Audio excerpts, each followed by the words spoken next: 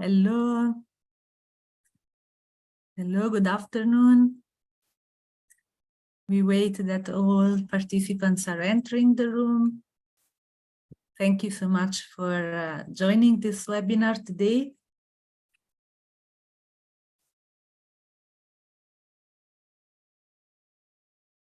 So I think that all people are entering, so we can also start.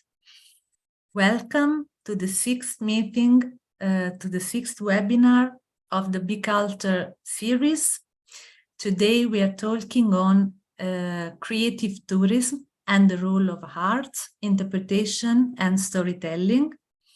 You see the speakers that we have today. I'm very glad to introduce all of them. There will be 4 presentations and one discussant. We will have Julia Calver, the former chair of Saltaire Inspired, which is one of the experiences that are in the network of the Be.Cultour project. Tiago Vinagre de Castro, coordinator of the Creature Observatory, which is also one of the experiences advising the Be.Cultour partners. Sofia Marasca, communication manager at Cineglossa, which is an Italian experience that she will tell later. And Mariana Calaca Baptista, I hope that I pronounce it well. Then Mariana, you can introduce yourself later. Who is executive director of Art and Tour Festival. Then, as said, we will have a discussion session with Fabrizio Panozzo, who is professor of cultural management at the Ca' Foscari University of Venice and scientific director of AICU. So now I would like to just introduce quickly the webinar series for those who have not joined us before. If it is the first time that you are with us in this appointment that we have every month since February, so the entire year 2023 was dedicated to these webinars with several speakers, several international experiences that are focused on creating new models for cultural tourism. Just a few words about Be.Cultour. This is a Horizon 2020 project funded by the European Commission, which is running since almost 3 years, and in which we have several case studies and experiences that are sharing knowledge and sharing their experimentation together. So I would share the screen quickly, just here to show the list of the webinars that we have. Today, as said, we are talking about creative tourism and creative tourism experiences in which art-based initiatives are merged with the community-based initiatives and in which creative solutions are integrated with cultural tourism models.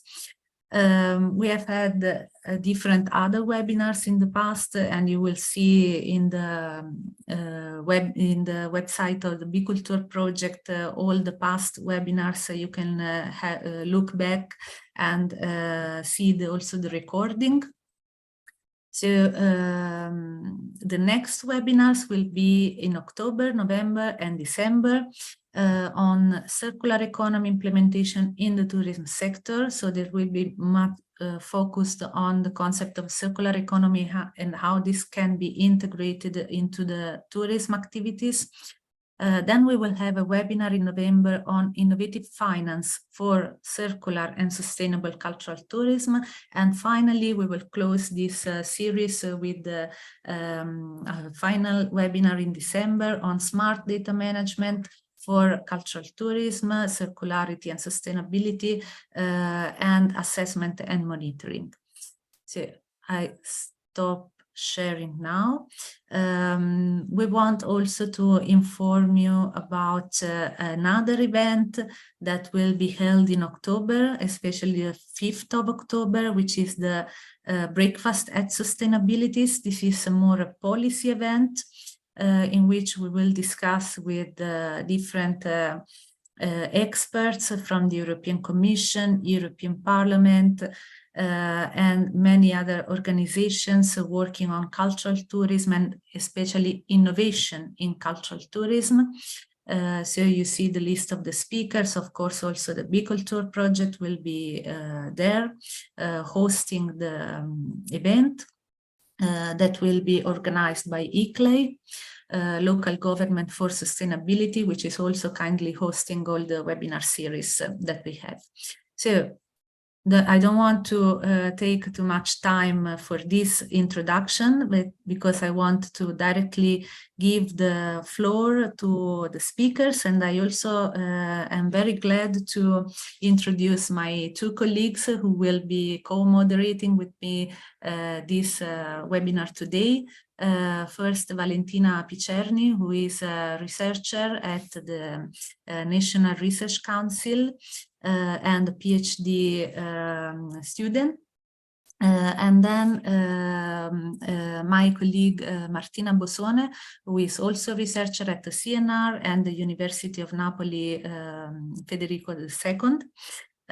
So we will have a discussion together, and please write also in the chat for any question, any comment that you have. We would like to have an interactive webinar. At the end of these 4 presentations, we will have a Q&A session and try to introduce your comments and your questions to the speakers. So I give the floor to Valentina to enter into more the topic of today. Thank you, Antonia, and thank you to all the participants of today. Let's save time and skip directly to the presentations. I'm very glad to introduce Giulia Calver, course director in the School of Events, Tourism and Hospitality Management at the Leeds Beck University. She also has experience as a director, trustee, organizing festival, and as a chair of a Saltern Inspired, an art organization developing contemporary visual art exhibitions and community-led projects in the World Heritage Site of Saltern. She will share with us her experience within this organization, addressing in particular the role of the arts in the interpretation of values of the cultural and industrial heritage site. So, hi, Giulia, and the floor is yours. Thank you so much for that welcome, and thank you for inviting me to contribute to this webinar today. Can I just double check that you can see my screen and my presentation? We see your screen, but we don't see now the presentation. Oh, now that we just see the Zoom. The Zoom. Yes. Okie doke. I've just done exactly what we did last time in the practice, so I'm not quite sure then. What about this one? No, so if you want, we can share. Nope. How about that? Yeah. Okay. Oh, you got that? You've got that? Thank goodness. That's lovely. Thank you so much. Okay, thank you. So as Valentina said, I'm both an academic at the Leeds Beckett University as well as recent chair of Saltern Inspired, and I also live in the area. And my presentation today is going to be around introducing Saltern and the community of Saltern in co-creating cultural experiences, and then talk about Saltern Inspired, and finally offer some reflections. Now, just to introduce where Saltern is for those people who don't know, Saltern Village is 3.5 miles north of Bradford city centre, a city of over 500,000 people with a hugely diverse population. The village itself was founded in 1853 by Titus Salt, who was a leading industrialist in the Yorkshire woolen industry. And the village, built near the mill next to the River Aire, was to house his workers at his mill. And you can see the scale of the mill and the 850 houses. And this was how the name Saltaire came about: river air, Titus salt.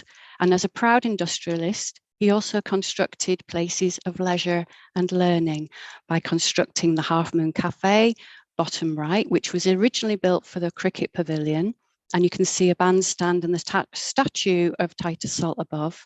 The United Reformed Church, the top right, where Titus Salt's body is interred, and Victoria Hall, bottom left. Now, the mill itself was the largest in the world and at the time, and produced 29 kilometers of fabric a day with 3,000 workers, and finally closed its doors in 1986. Now, a year later, in 1987, it was bought by a local entrepreneur, Jonathan Silver, and a friend of David Hockney, who some of you may know as the internationally renowned Bradford artist, and turned it into a place of art and commerce, gallery spaces with huge collections of artwork by David Hockney, as well as contemporary artists and designer retailers and restaurants. Now, later in 2001, Salt's Mill in the village was designated as UNESCO Site of World Heritage, giving a huge boost to the area as a site of special industrial and creative significance. And the following years, the village attracted artists and those enchanted by the Italian-influenced architecture and easy access via train links, the river, the canal, and the countryside. In 2003, the first Saltaire Festival took place in September, and it's actually taking place as I speak.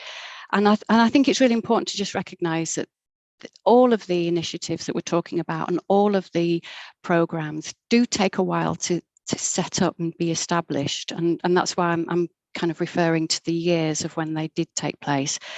And when the 2003 first festival took place, that was commemorating 150 years since Titus Salt created Saltaire. And so now we'll be celebrating its 20th year.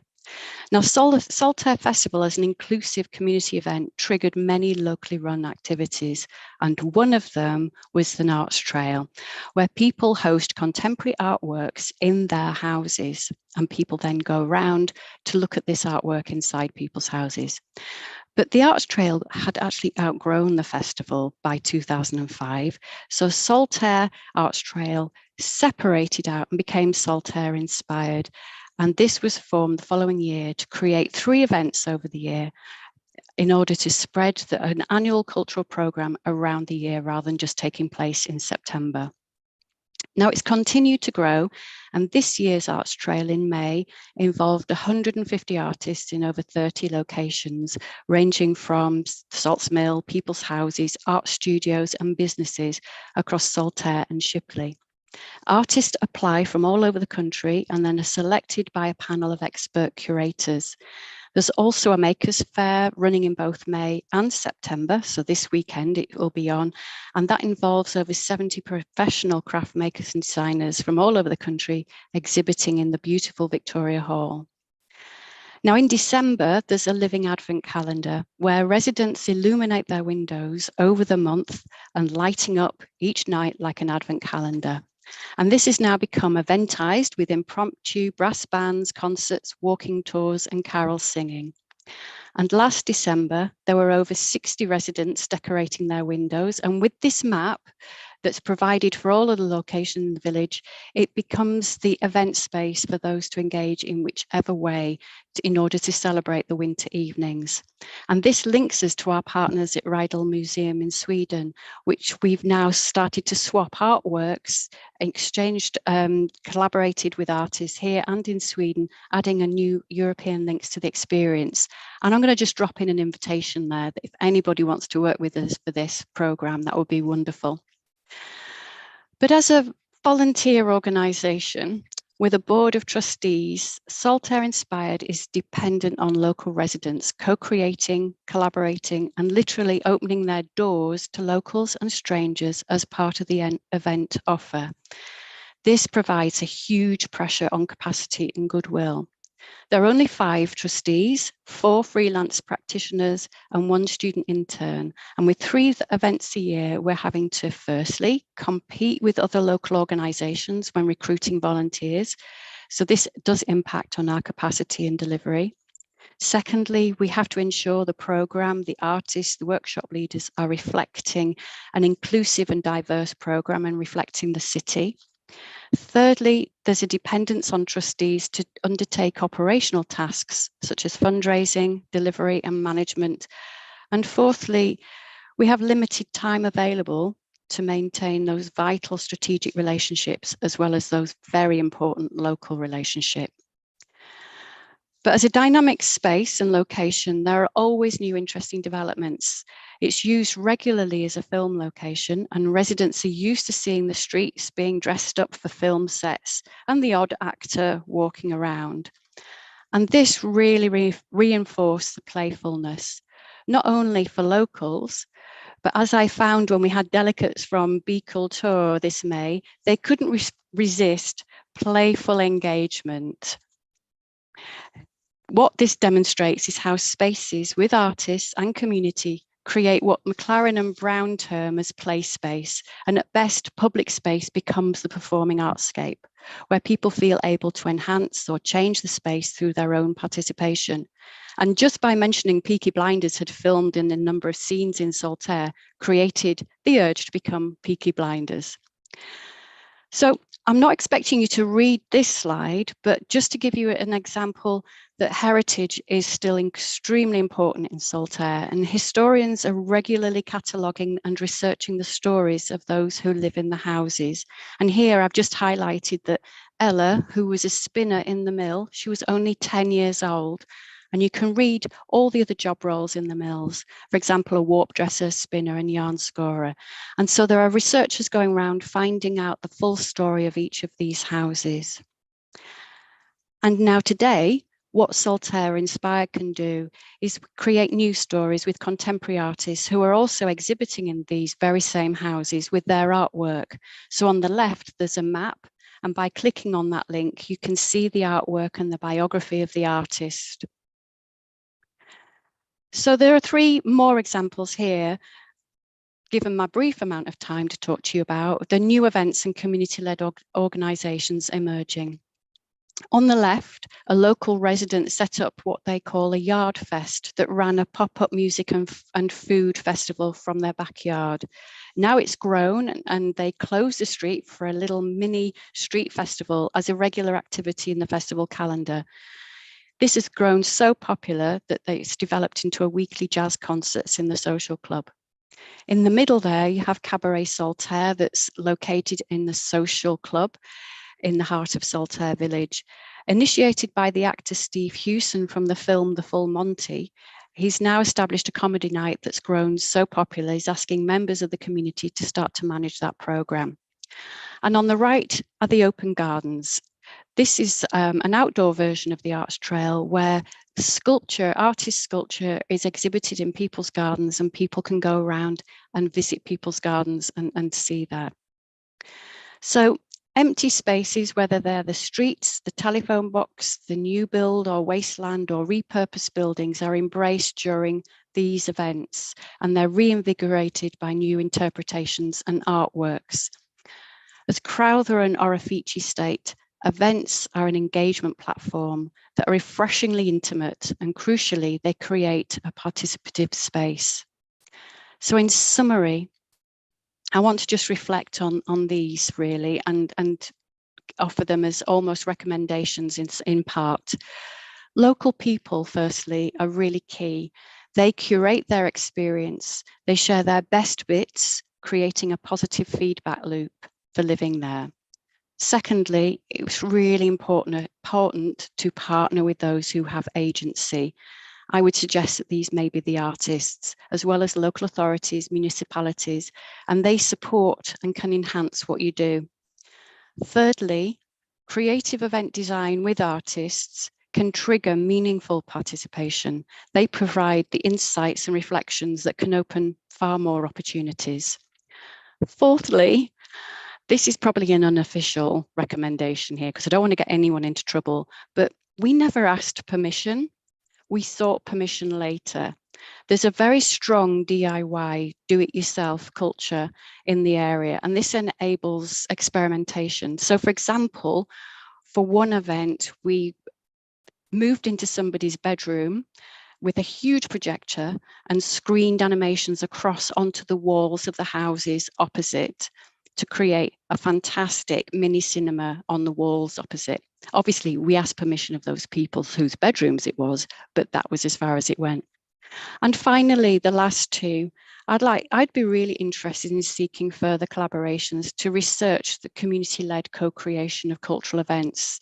This is a really interesting study, case study in Saltaire, and I'd be really interested to collaborate with anybody who would like to talk further about that and bring other case studies together. So this is an invitation, finally, as I say thank you, to continue to research the power of co-created community-led events. Thank you. Thank you, Julia. Very interesting to listen to you as always. As Thank you. Thank you. Saltaire Inspired is a part of the Be.Cultour community. We had the opportunity to visit the place during the event Saltaire Arts Trail and the Makers Fairs. And let's say closely see the amazing atmosphere of the place, the amazing work they are doing.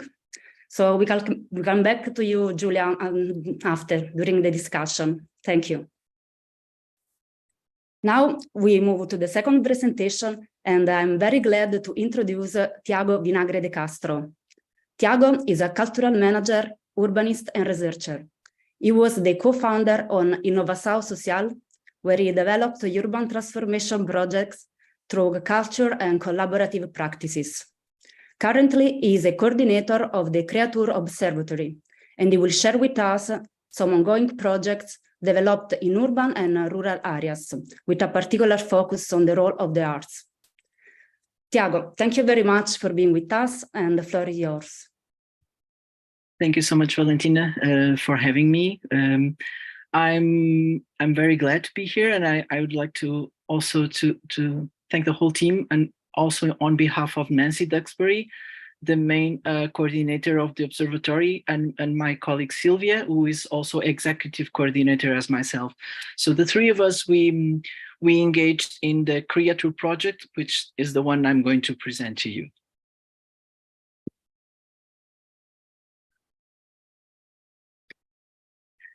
So the Creature project, Creative Tourism Destination Development in Small Cities and Rural Areas, was a research and application project developed in Portugal. It was national based and based on learning through and with practice.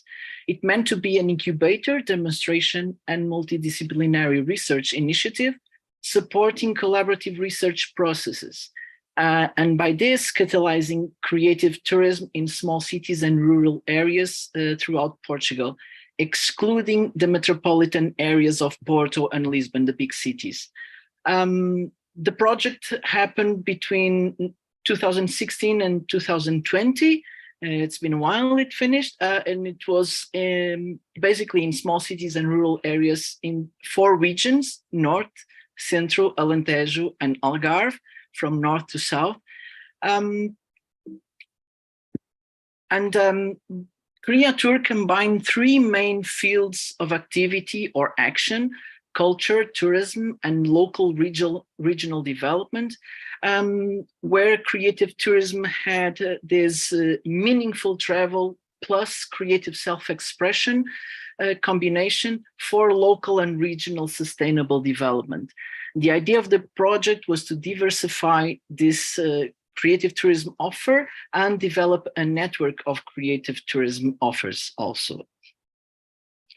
So for this, we did 2 open calls in 2017 and 2018 for selecting these 40 pilots distributed in 4 regions, 10 per region, which included different types of organizations, municipalities, businesses or individual professionals, also cultural and local development associations or agencies. And among these 40 pilots, we already had 4 partnerships. So a group of organizations or informal partners that gather to present an idea, a project idea. So the vision that creative tourism guiding our project was active creative activity, encouraging personal self-expression and interaction between visitors and the local residents. This was inspired by local endogenous resources such as place and people and local elements, identitary elements, cultural and heritage elements. And these activities should be designed and implemented by local residents or local agents. In the back picture, you have the House of Clay, one of the pilot projects in Reguengos de Monsaraz in the Alentejo region. Here, in a former pottery mill, if I can say like this, not a factory, a workshop, tourists can have pottery workshops with master potters and learn about the whole cycle of clay. And they can also learn how to paint traditional elements on these crafts, local crafts techniques and identity. So Creatour's approach to creative tourism activities was pretty much based on 4 key dimensions: active participation, either from tourists, travelers, and local community, learning, creative self-expression, and the link to local community, to the people, but also to the local culture, to the local elements, to the landscape. So underlying and interconnecting these 4 dimensions is the place in which these activities occur. One of the core actions in the project were the Idea Labs. We ran 24 regional Idea Labs, 2 per year in the 4 regions, and 3 national Idea Labs, 1 per year. They were fundamental to gather the pilot projects and create a space of sharing and co-creation and co-work to exchange experiences and knowledge, specialized training, and developing specific skills, promotion of professional contacts among them, fostering intra and inter-regional organizational connections. So in these Idea Labs, we had different group dynamics that allowed participants to meet and to engage, because the majority didn't know each other. We also had cultural mapping exercises and methodologies that allow us to get to know each project in a deeper way. Was also a way of fostering a storytelling approach. They would have to bring 12 objects related to their project idea and describe in what way it was represented. And all the connections to place, to the community, and to the activities they aim to develop, and also allowed pilots to know each other better.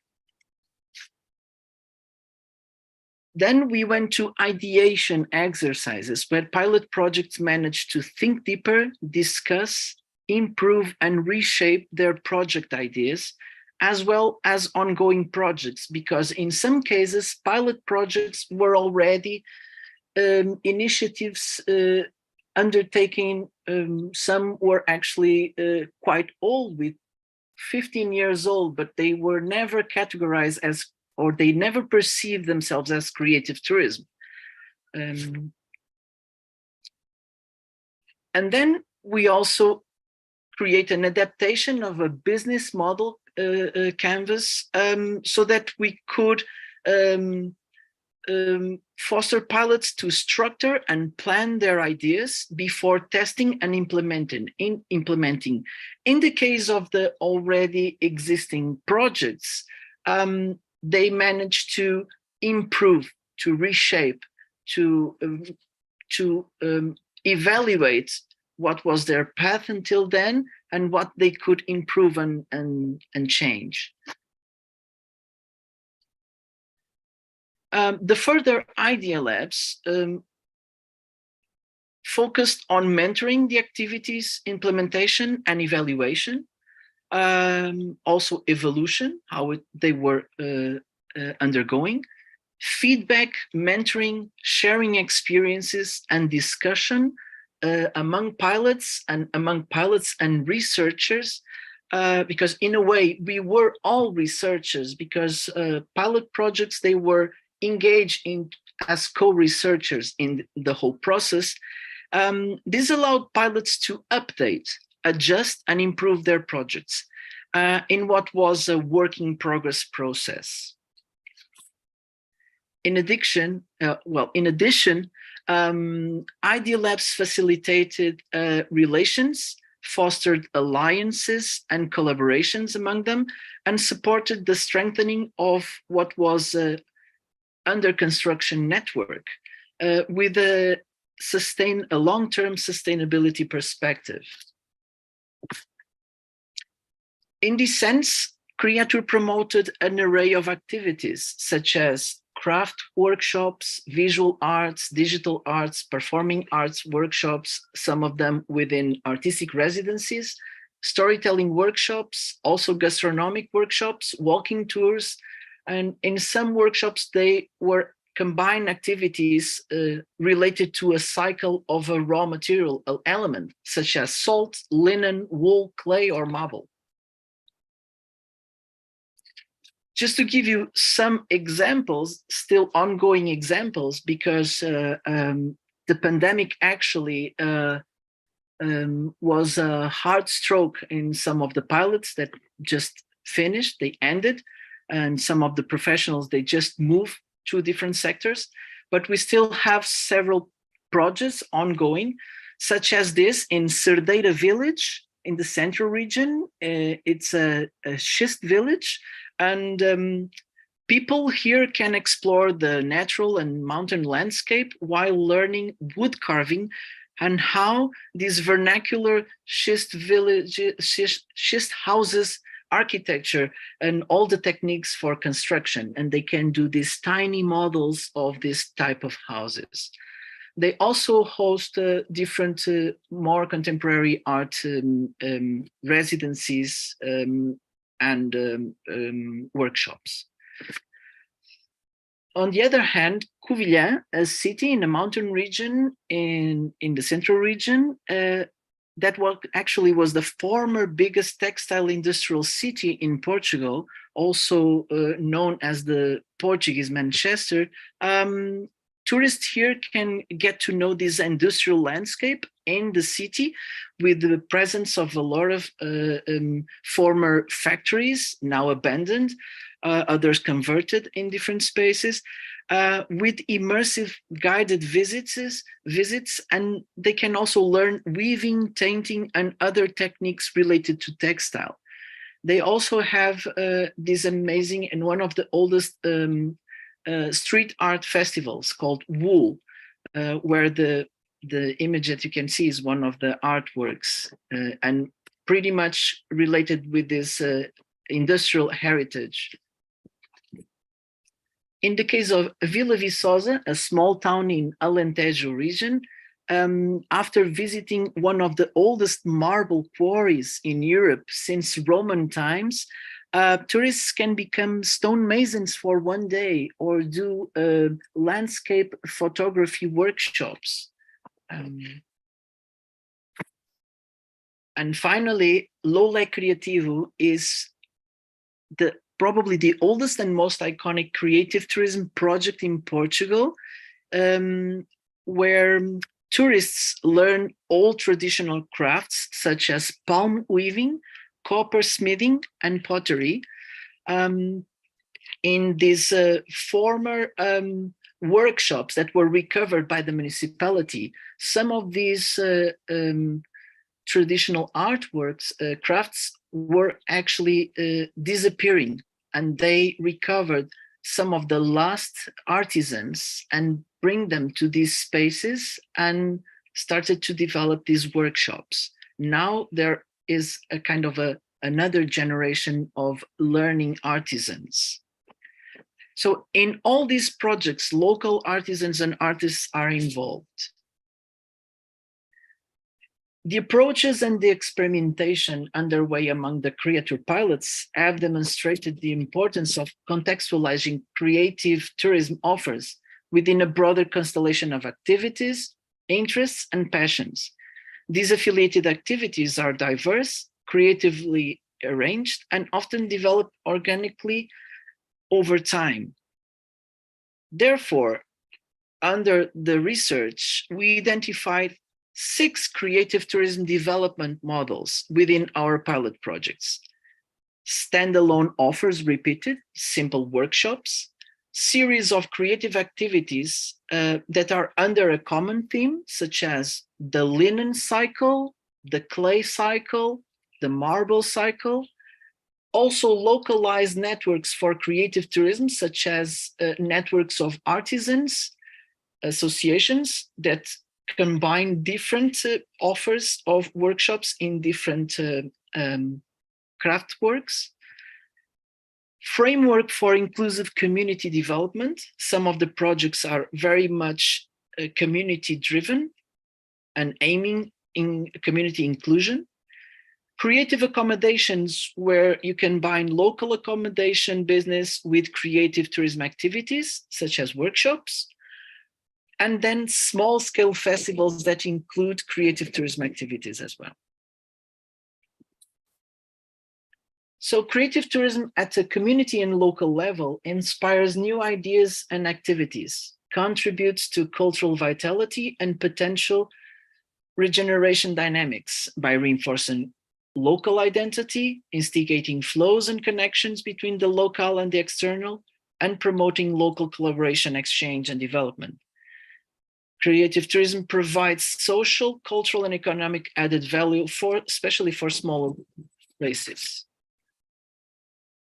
In terms of what are the outputs of the Creator project, there are many, but I would enhance some of our publications, especially the Creative Tourism Guide for Practitioners and the policy recommendations, because they are aiming not the academic world, but beyond. So since it's a research action, an action project, we always aimed this connection between what is research and what are the practitioners, so that we can actually contribute to boost creative tourism, but also to improve the offers and to understand how they work, how they develop, what are their local environment and context, what are the difficulties.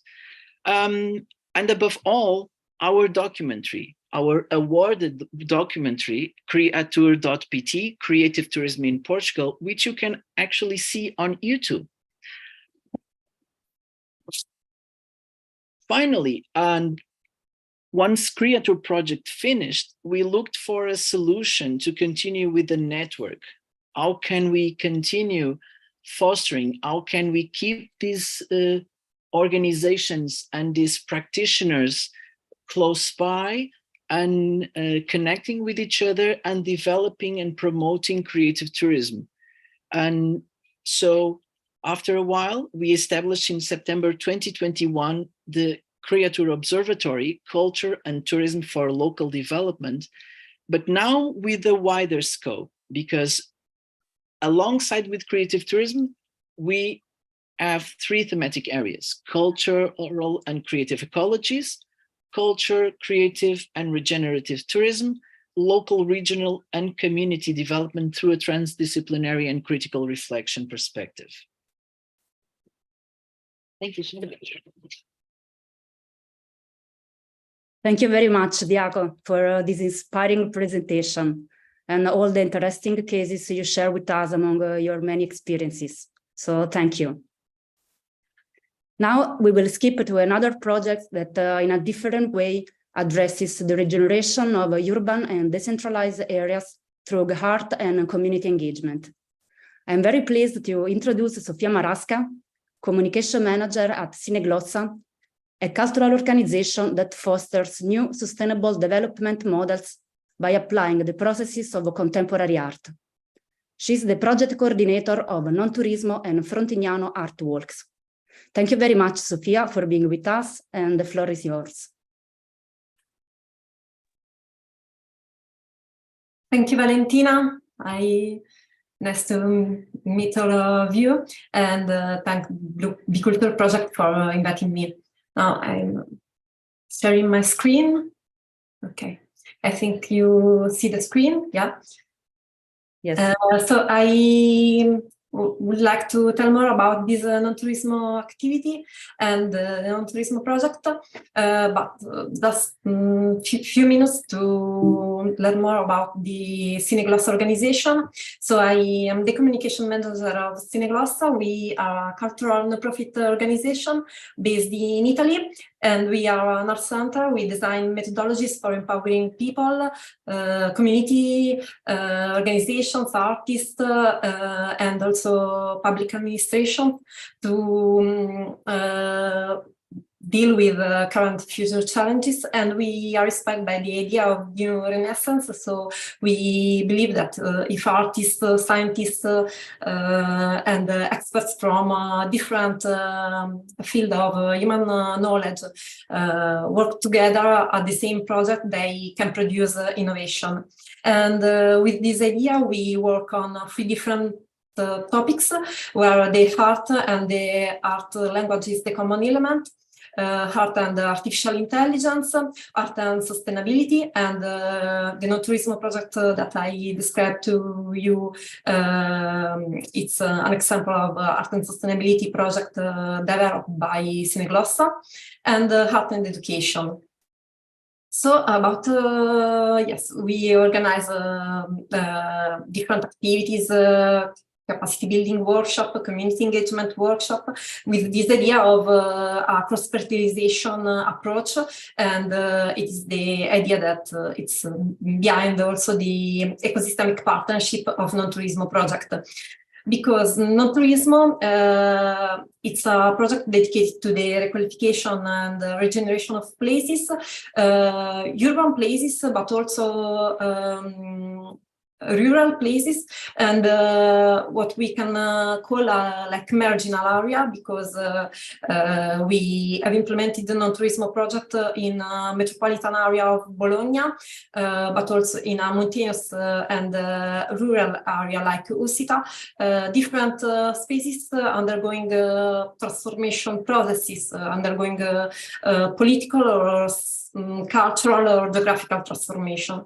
And Non-Turismo is a collective process of rewriting the territory by inhabitants, by local citizens. It's a travel guide that collects all the materials produced by inhabitants during this collective process. This a travel guide that contains so unpublished stories about the place, unpublished stops, point of interest, and itineraries. And also is an editorial series of all the Non-Turismo travel guides produced within this project and published by Be.Ciclo, which is a published company, an Italian published company specialized in solo tourism and sustainable tourism. To better understand Non-Turismo, I think it's important to split the 3 different elements of the Non-Turismo project, because Non-Turismo is a methodology, a philosophy, and a book. The methodology behind Non-Turismo is a community-driven methodology where the local citizens, the inhabitants, write their territory and build a new storytelling for the territory. They pick up a lot of materials and give them to tourists, but the philosophy that is behind the project is the idea that we need to change the meaning of traveling, and we need to change the meaning of tourism. So all the materials that are written by inhabitants are for tourists that don't want to visit a place to collect postcards and post it on social media, but want to visit a place to meet the local people, to discover the authentic stories of the local people and communities and heritage. This community-driven methodology make possible to build a more respectful and sustainable touristic experience. And it is possible because at the end of the project, at the end of the collective process of rewriting the territory, we produce a book, a really travel guide with maps and with pedestrian routes, bicycle routes. The key point of the methodology, the non-tourism methodology, are the creation of these editorial work groups where local citizens meet artists, because another strategical element of the project is the presence of artistic language. And during this storytelling workshop, local citizens and artists dialogue and debate with the facilitation of anthropologists in most of cases, and they can create a new collective narrative for the territory. The other key point is the key partnership, because the idea is to identify which is the local network and place it at the center of the project, because there is Tineglossa responsible for the art direction, there is Ediciclo, which is the publisher, and other public actors that maybe support the project with fund, but the community engagement is an activity led by the local community organization, a grassroots organization that know all the people and understand which is the better person to involve for a specific activity of the project. And another specific element of the methodology of non-tourism is the idea of identify this spirit of place. We call it, it's the topic of the travel guide. It's different for each of non-tourism travel books. The spirit of place represents the identity spirit of an area, but it's not known from the beginning of the project. And the spirit of place is decided by the inhabitants during the first public meeting. For example, during the last edition of the project in February in the city of Ancona, we involved 100 of local citizens in the creative workshop of thinking about their cities as a living being and draw it. So we collected more than 100 drawings of Ancona, like an amphibious city, and it is the theme of the travel guide that we will publish next spring in 2024. So it's a topic that coming from a bottom-up process, not from a top-down decision-making process. Now this is a quote from the Vumin Due, the Italian writer that create the book with Tineglossa. And I think it's very representative for the philosophy of non-tourism. People who live in a place don't orient themselves with maps, but they orient themselves with stories. Yes, it's the list of books already published. The first one dedicated to Sibillini Mountains National Park, which is the city of Ussita, a small town in the area of Sibillini National Park, affected by an earthquake in 2016. And then in 2020, we published the travel book after a collective writing process that involved 20 inhabitants. And then last year we published the Guide of Bologna, with the spirit of place, which is the resistance. So we collected a lot of places symbolic for the cultural resistance, symbolic for the natural resistance, where, for example, plants win against the overbuilding and the cementification process. And then we are now working on the God of Ancona. Just to give you some photos of the activities during non-tourism projects. We were in Ancona during an editorial workshop meeting, urban tracking to discover a point of interest chosen by one of the participants of the editorial workgroups, because sometimes during this process we found that some place that a local citizen chose to put in the non-tourism travel guide, it's not known, for example, from other local citizens. So it's an opportunity to really uncover the territory also for the local citizens and the local communities. Other activities here. And the travel guide of Bologna during the final event presentation. And also here in Ussita, we were in the small town of Ussita with a building affected by the earthquake behind them. And the guide of Bologna, so we are inside, a glimpse inside the travel guide of Ussita, because in the guide there are some text, and also the book is an art object because contains photographies or collage illustrations and other materials produced by the artist involved in the collective writing process. For example, here an illustration by an artist involved during the itinerary of the non-tourism project in Bologna. It is a part of the travel book dedicated to learn more about a place for homeless in Bologna.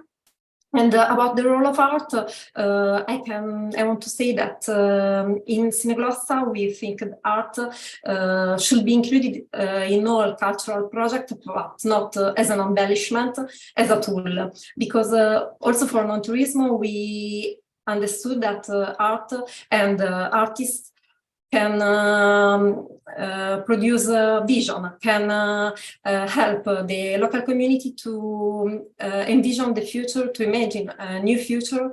So for us it's important that each non-tourism guide has different artists, because to guarantee and to let the freedom of artistic research and artistic expression, and different artists can produce different contents for each of the different guides related to Ancona or Bologna or Ussita and so on.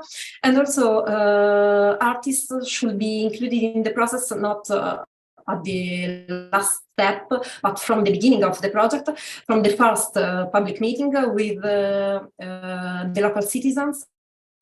And we also, in this methodology, think that artists can be mediators for the engagement process, and they, with their creative empathic skills, they can find the right point to describe a territory to visitors and tourists. And yes, some challenges we face in the different non-tourism projects. In a mountainous area like Ussita, we would like to solve some issues related to the earthquake.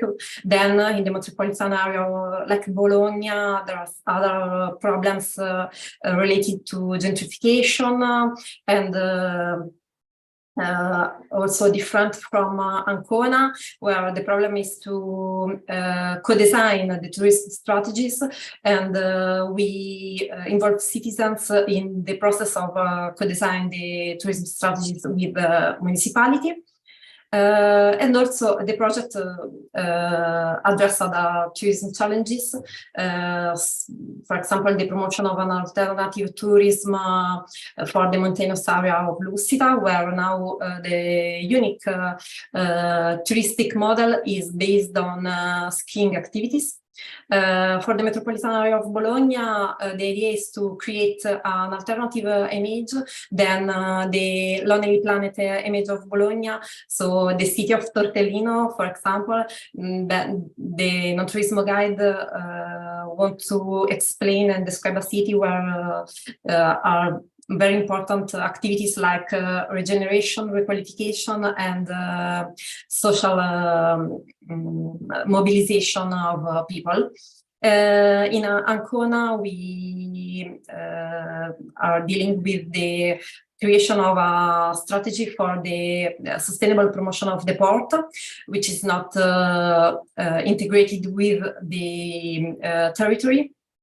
And in Australia, we are now, you are going to launch a new project, but we need to start next, at the end of September, we will have the first public meeting of the project.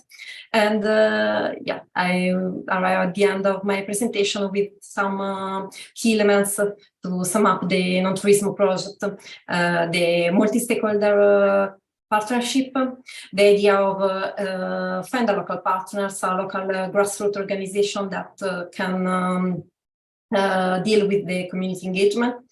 Singros is the coordinator, so the idea to keep in the partnership an organization to coordinate all the consortium. Artists part of the writing process, a local tourist guide sensitive to gentrification problems or other local challenges, and we need to include it, involve it also during the collective writing process, and at the end of the process to spread out the travel guide to all the tourists, and national local book distribution by the publishing company Ediciclo. Yeah, I finished my presentation. If you want to know more about the non-tourism project or about Cineglossa, here are our contact. Thank you, Sofia. A lot of important reflections, let me say, emerge from your presentation. I really hope we'll have the time to address more deepen some of that. Now we have the last presentation of today, and I'm very glad to invite to the floor Mariana Calasa Baptista. Mariana is an architect, an urban planner, and consultant in implementing projects in the field of heritage, tourism, communication, and culture.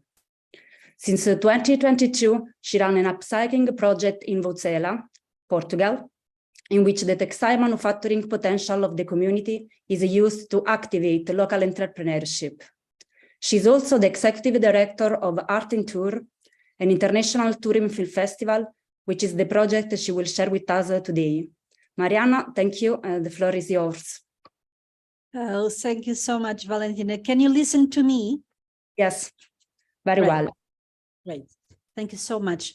So, since we are talking about culture and creativity, my presentation today goes on the presenting. Just a second. Are you okay with this? Can you see? Yes. Okay. Thank you. So thank you so much. So today, as a executive director of the International Tourism Film Festival Art and Tour, I'm going to do a small presentation about what is our scope as association. We are an association that is a cultural association based in the center of Portugal. The center of Portugal, it's a very wide scope territory with 100 municipalities between the north of Portugal and Alentejo, and it's mostly of the territory. It's basically small territories, small cities, medium cities, but outside of the bigger urban metropolis, which makes the organization of our festival somehow a little bit challenging.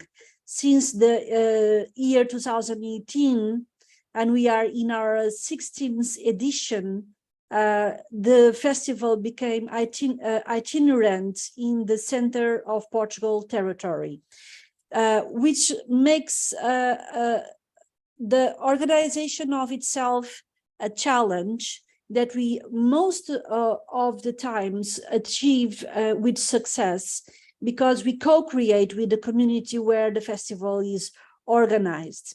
Our mission is to bring attractiveness to this territory that is full of beautiful assets, images, places, locals, and the center of Portugal is where the film festival is in each year in a different city. I start by telling you this because as an association, Centro Portugal Film Commission, our aim is to bring attractiveness to the territories where we act. So this year, the festival is going to be held in the city of Caldas da Rainha between the 24th and the 27th of October.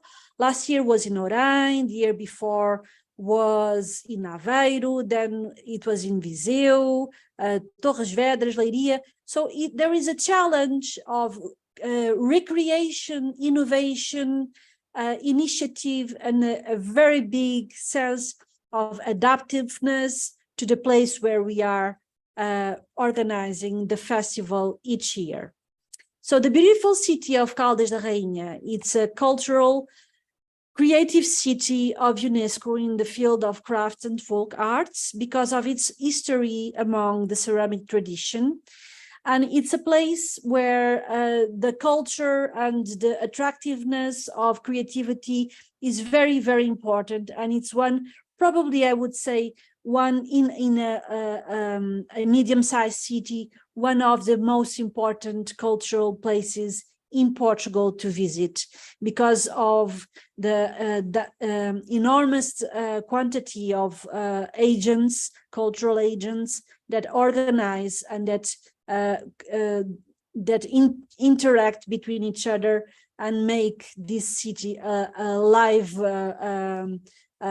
place to live culture and creativity.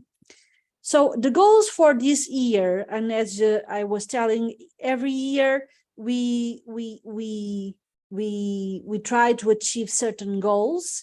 Our goals this year within our 42-member international jury panel from more than 20 countries in all the world, we estimate that we will have more than 400 clipped news. We got 206 international movies from all over the world in the competition of the festival from 42 different countries. For you to have an idea of what is a film festival, but basically in the fields of tourism, we have the organization of and once again, in co-creation with the community, we have the organization of several initiatives. Last year, because this year didn't happen yet, it's going to be in the future, I can tell you about the past. We had two big competitions within the period of the festival. They are going to repeat again this year in Caldas da Rainha. So it's one of them is Art and Factory. It's a competition that is held for many years already, since the edition in Leiria in 2018. And this competition brings audiovisual teams that volunteer themselves to participate in the festival and to produce in the scope, in a period of 5 days, they have to produce, they have to edit, and they have to broadcast the best audiovisual production that can be a promotional movie or can be a documentary movie about the territory where the festival is being held. Last year it was in Orain. As you can see by the name of the competition, it was in Médio Tejo, Orain. And we had two teams, one from Japan that did a crowdfunding to participate in the competition, and one team from Brazil. This was a rival duel that happened many years already, because the Japanese and the Brazilians in this competition are rivals for many editions already. So what happened last year was that the Japanese and the Brazilians, I don't know how, but the classification, the ranking in the end of the two movies, with 13 members of the jury in the room, the premiere was evaluated and they had exactly the same score. So this means that once again, the Brazilians and the Japanese, not this year, maybe in another edition, they have to see who is going to be finally the winner. One more competition that we organize, it's the blogging competition. The blogging competition, it's a competition of bloggers, travel bloggers, that we launch in association with the Portuguese Association of Travel Bloggers in Portugal.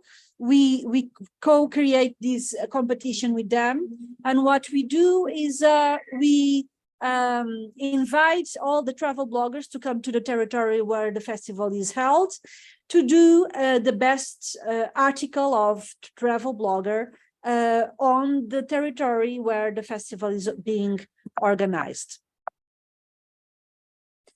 For this year, we have already a full agenda of events. One of the first events that we are going to organize also in parallel with the traditional ones from the last editions. Every year we adapt our organization to the films that participate in the competition. So because this year we had a beautiful ethnographic film from Colombia that talks about the people of Cuna in Colombia, the people of Gunadul. They have a specific tradition called mola, that is a textile that you can see in the picture on the right side, being worn by this lady. The textiles that they do also in the people of Gunadul, that is split by the territory of Panama and Colombia. We are going to have an exhibition in Silos Contentor Criativo, which is one of the cultural centers, this one an informal one in the community of Caldas. We are going to have 40 textiles, pieces of textile that come directly from the Embassy of Panama, and also the private collection of Norlinda José Lima and Sebaldo de Leon. These people, they represent the people of Cuna, Gunadul in Portugal, and they have these amazing items in their private collections, and they are going to be presented in parallel with the film of the people of Gunadul, made by Cesar from the archive of National Colombian Ethnographic Association, is going to be presented in Silos Contentor Criativo. Another co-creation, also this one organized by the cultural center of the community, is going to be a concert that 3 bands from the community are going to play for 1.5 hours. They're going to play the best iconic musics of cinema, since we are also very keen on showing that the soundtrack of the movies is as important as the images that the movies present itself. So just in a very fast track, the first day is going to be held in Portuguese. We have the selection of movies. We organized the talks through the analysis of the best themes of each year. So this year we have some themes that are very special for us because it's a representativity of the short list of the movies that were evaluated by the jury in this year's edition. So we have a presentation about the role of audiovisual in the promotion of innovative tourism products, and then we will see the best movies of this theme. We will have the best movies on culture and gastronomy as sugar and spice of tourism development, and how gastronomy is one of the most important themes on audiovisual of tourism these days. We are going to, with a partnership with Conteúdo Brasil, which is an enterprise that organizes tourism fairs in São Paulo. We are going to do, we organized an independent competition with only Brazilian movies that are going to also be awarded in this year's edition as an independent competition, the Brazilian competition. So we will have a talk about the opportunities on audiovisual and tourism in Brazil, and then we will see the best movies on that. The second day and third day, they will be only spoken in English, and we are going to speak about oceans and the global planetary sustainability because of a series of best films on oceans ecology and global sustainability. And then in the afternoon, we will have the important arts and crafts differentiation assets of destination branding and how this is transforming the audiovisual production, and also how original soundtracks and the relation with audiovisual images make the best films, and the importance of original soundtracks in tourism films. So I think for you to see also how the local community has a big importance in the themes of the conferences, we are going also to speak about Caldas da Rainha and the importance of being a city of crafts and folk arts, and also creative city of UNESCO and a thermal city. And we are going to have a guided visit among the city through the hands of Mona Erfanian and a local guide, that both together are going to make a guide tour to the best places where the Iranian architect Mona Erfanian, in an artistic residence this year, was able to identify the best themes that she managed to illustrate in 10 drawings and a documentary that was produced in Iran about the culture of Europe, specifically Caldas da Rainha. And also— Mariana, we have 1 minute. Okay. Yes, Mariana, so sorry for interrupting you. very quickly for the— Yes, you can time of the test. So,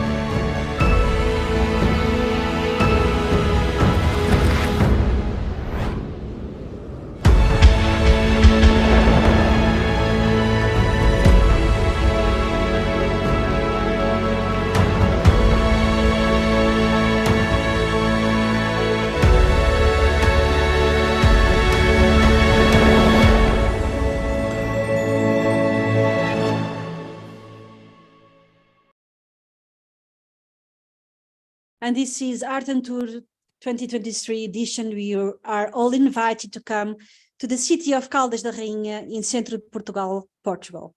Thank you very much, Mariana. Thank you. Thank you. Really, thank you also for inviting us. I really hope to enjoy in presence the festival. Thank you. Thank you. Thank you. Now I give the floor to my colleague Martina for the discussion part. Thank you again to the speakers and all of you for your attention. Thank you. Thank you. Thank you, Valentina, and thank you all to all our outstanding speakers for sharing their experiences with us and offering us these important insights. Now, I am very pleased to introduce Fabrizio Panozzo, who will give us reflections, comments, and ideas about the experiences we heard today. Just some words to introduce Professor Panozzo. He is a professor at Management Department of Ca' Foscari University in Venice and director of the ICU Center, Art Enterprise Culture. He was the principal investigator and coordinator of many research projects, among others Art Vision Plus on the innovative storytelling of cultural heritage, SMART for fostering creativity through artistic residencies in enterprises. And he is an expert in performance measurement, evaluation, and management of immaterial resources and the urban governance. Fabrizio, the floor is yours. Hello, everyone, and thank you for inviting me to do this very difficult endeavor to try and summarize and comment upon this very interesting discussion. I mean, the experiences that have been presented here are fascinating, and they have a number of commonalities which are striking in their attempt to converge on a different, radically different idea and practice of what tourism should be in Europe. And I must admit that I'm commenting from the place in which Venice, I'm commenting from Venice, and I'm commenting from a place in which, and sorry for being pessimistic or negative, all these things collapse and are made impossible. All these ideas that culture, creativity, creative practices, engagement with communities, activation of communities, reappropriation of meaning. We in this city, as you might well know, we are in a situation in which all of this has been attempted over the years, and all of this has failed. So we are dealing with this failure, but the good thing is that we keep trying and we try to fail better every time, as Samuel Beckett invited us to do. So the competitive advantage of Venice, and my standpoint and my bias, is this ability to continuously try and fail in this attempt to mobilize art, culture, craft for a rethinking, reimagination of tourism. So bear with me in this attempt and consider my bias and in my attempt to comment these beautiful and hopeful experiences and pilot actions and experimentations in providing us with different framework to think of the very experience that people have in places. So this is why I think from this standpoint, I've tried to briefly summarize as I was taking notes, to use slides as well, less fancy than the one the others did, because I'm not very good at slides, especially when I have to draft the slides in 5 minutes. But my final comment it has to do with the challenges of preserving all this. So we've seen that these experiments can be done. We've seen that much of what we discuss and talk about a sustainable tourism is possible, and much of it is possible through the arts, creativity, the involvement and mobilization of community, the attempt to truly grasp an idea of authenticity, the activation of the perspectives and the point of view of the inhabitants on their places, the re-narration of stories by those who live and have lived places for long years and truly belong to the place. So all this is something that not only we've been, and I've been with others writing in the literature on the relationship between tourism and culture, but we also see, and it is refreshing to see, that this is also practiced across Europe. The challenge is, for me, that's something I wanted to contribute to discussion with, is how do we preserve this? How do we make this not only an attempt to experiment with something different, but also as something that contributes to the redesign, rethinking, and reshaping of the models of development that touristic places are? Is there a chance of actually implementing and stabilizing these episodes and make them become the way or one of the significant ways in which places are experienced by tourism? So this is my question, and I've tried to provide a few answers. So the challenge is the one of preserving initiatives of creative and art-based tourism, and my proposition, the one I've developed in the last 20 minutes. So bear with me. It's a very recent theorization that I've made. I've made this theorization in order to answer this. I think that the answer to this challenge of preservation is linked or framed or depending on the combination of the roles that are attributed and are played by three characters. So I extract from these stories a challenge, the challenge of preserving these over times, and I extract three characters which for me are crucial. They are evident in these stories. They are crucial in themselves and in the combination of their roles, depending on how they combine, depending on what they are asked to do, and depending on what they do, and depending also on the freedom that they have to play those roles. I think we will have different possibilities of stabilization of these practices. The three actors, the three characters, but let's imagine them on a stage. Let's imagine the destination. Let's imagine the place as a stage in which these actors are present, and they can combine their role in different ways. The actors that I identify are the local.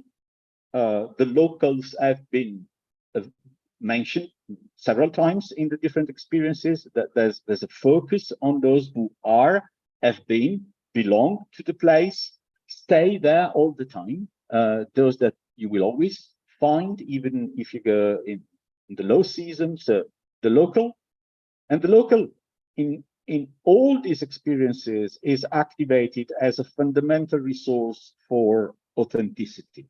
I've appreciated the fact that authenticity has, I think, never been mentioned as a notion. It's a very slippery idea of what is authentic, but the reference to the practices and the presence of the locals gets very close to an idea of authenticity in my mind. The artist or the creative, the person with artistic, creative, cultural skills, which in all these experiences, in some more than others, is identified as a fundamental and distinctive element of this particular approach.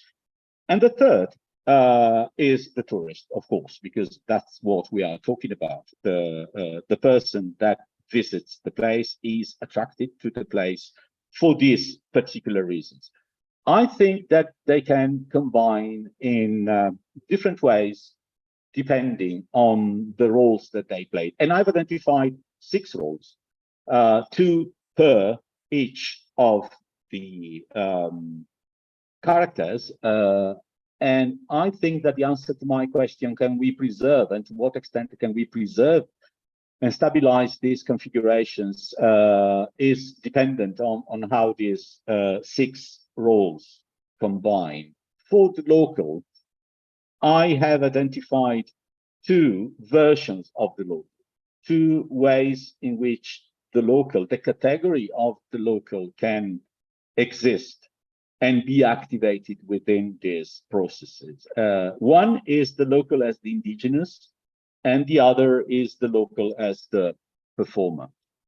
The indigenous is a reminiscent of the also the anthropological look at places, those that have lived in a place for centuries, those that also belong to the place, to the landscape. They have a specific relationship both with the natural and the built environment. They, in their embodied form, they also express the spirit of the place. Those that could be called the Geni Loci, those that actually represent the spirit. And those, the persons, the local in this sense is something to be, it's something obscure. It's something that you approach with curiosity and also with some sort of distance, recognizing the distance that you have towards the indigenous people. The other version, of course, these are in opposition. The other version that, and in this frameworks, in this examples of creative tourism, I think I have the feeling that in many of those cases, there was an idea of preserving the local as the indigenous figure, as the true spirit of the place, the embodiment of the spirit of the place. The opposite version, and again, I mobilize here my experience from Venice. The other, I think the opposite is the local as a performer. A particular role of the local that comes to be performed when the local participates in the activities of the place with a specific role. A role which is the one of acting like a local, being a local, being the local in the stereotyped way. You know, that living like a local, being a local, visiting the city as a local has become in the global tourism industry a category, a commodity, something that Airbnb sells. So you can buy the local. But when you buy the local performs himself or herself. At least that's my proposition. When you are asked, as they do in this city, to be Venetian, be a true Venetian, please be a true Venetian and make money out of being a true Venetian, because with your true Venetiality, we can associate tourists. And we can form a group of tourists that are truly interested in you being a true Venetian. So you have to perform true Venetian, and you take people around, and you do things that true Venetians do. So when the truth of being a local is transformed into something to be performed, then we are pretty far from the idea of the indigenous person. But this can happen in creative tourism.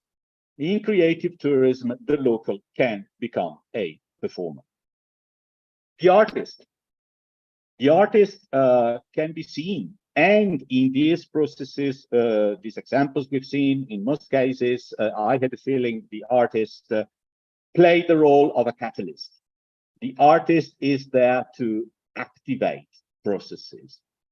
But the artist can also be, normally is, this is something that we have to take into consideration. The artist normally sees himself or herself as an author. The artist goes places, does things in places which are site-specific to some extent, but there is a fundamental constitutional connection between being an artist and being an author. If you are an author, you want to sign. You want to sign the work of art. You want recognition, which is fair in the creative and art world. This is what artists demand. But when artists are activated in processes of participation, processes of co-creation, co-design, co-authorship. They have to lose, they have to give away, they have to be willing to disappear in a way, to disappear into the role of the catalyst. They have to be less and less author, less and less they have to appropriate the final work of art. They can't appropriate the final work of art because the final work of art is the result of a participation.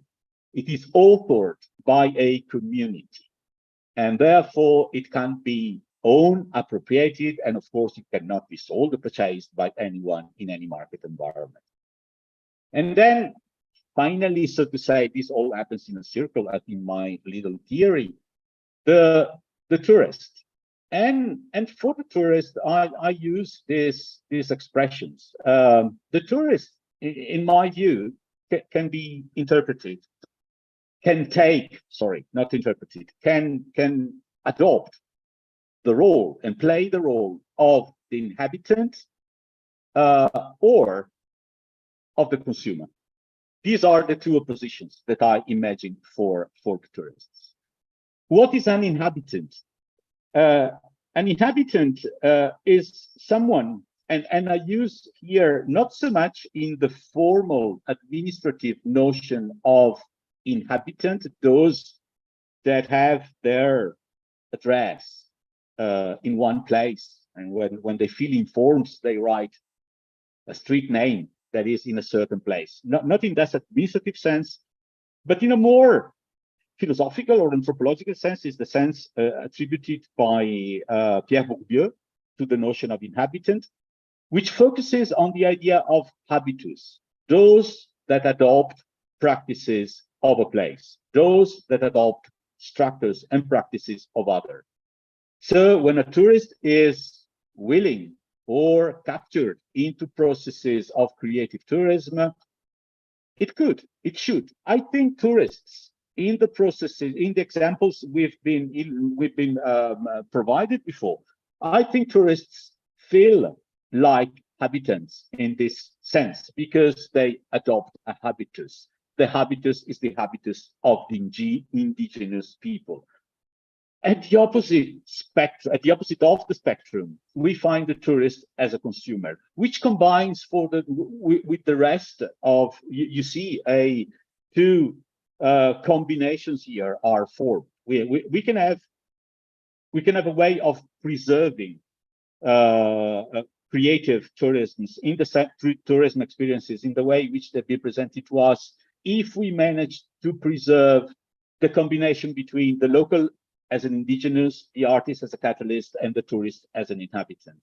I think that we must be aware of the risk of losing control of these experiences by marketizing them, by letting them be appropriated by mechanisms of commodification of these experiences.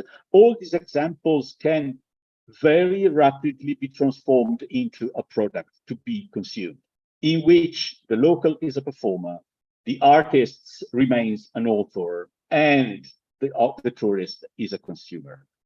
In order to do this, I think we need, first of all, to be aware of these possibilities, keep in front of us the risk. Otherwise, we tend in a way to close ourselves in a bubble of possibility in which we are sort of happy with the idea that we've practiced and piloted these examples. But then we also have to confront the risk of these cases to become something else. And I wish to conclude, because I think that this idea of creative tourism as habitus is something that we could, and that's the professor speaking, this is something that we could work on also from the conceptual point of view, because what Bourdieu is suggesting us is to think of a habitus, and we might think of creative tourism as a habitus, as a system. This is pretty complex, but as a system of durable and transferable dispositions, structured structures predisposed to function as structuring structures. It's complex, it's something to be reflected upon, but I think we should, I will of course share these few slides, so we all, if we wish, reflect on this idea of creative tourism as a structure predisposed to function as a structuring structure. Conceptually, it could sound esoteric, but I think this is a profound suggestion coming from the sociology of culture that should help us to reflect on how to better preserve these experiences. And thank you very much for sharing this with me and with us all. Thank you, Fabrizio, and thank you very much for all the important points emphasized, offering an inspiring vision to continue and integrate our research in this direction, and also to further explore these aspects you have highlighted. And now, I don't know if there is anyone among speakers who would like to speak. I see that Antonia. Yes, I just highlight that I have searched in the chat, and I think that it is quite clear what we have heard today, and I take also the occasion to thank very much Professor Panozzo for this concluding reflection, which points out some critical aspects which are really needed to reflect upon for the further research, further experiences. And I also would like to thank all the speakers and all the experiences presented, because this is really a learning journey here. So webinar by webinar, we are really learning a lot from different experiences in all European countries. So it's really exciting what we are doing together, I think. So with some of you, we will meet in person next week in Sicily, in Sciacca. With some of you, we will meet again online. And I think if there are no further questions or comments, I think we will all continue reflecting upon the topics of today. And I just leave it open to the speakers if you want to add anything. Otherwise, we are going to conclude this short webinar. We will need more and more hours, let's say, to discuss about this, but we will come back to these topics again, of course. And I thank you, my colleagues, Martina and Valentina, for leading the webinar as well. So thanks a lot. Thank you all. Thank you. Thank Bye. you. Bye. Thank you. Thank you very much. It was lovely. Thank you.